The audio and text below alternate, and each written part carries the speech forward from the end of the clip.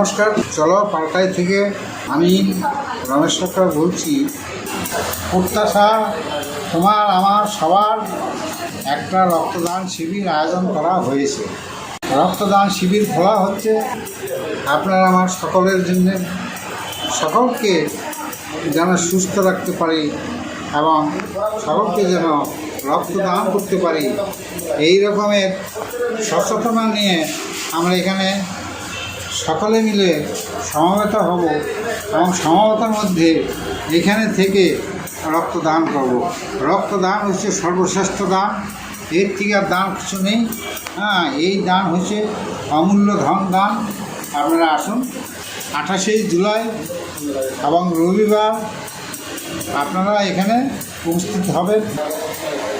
আপনাদের সঙ্গে দেখা হচ্ছে 28শে জুলাই অপরাজিতা অনুষ্ঠান ভবনে ঠিক 10টা। সকলে মিলে সমবেত হবেন, এটুকু আমি আশা রাখি। ঠিক 10টা।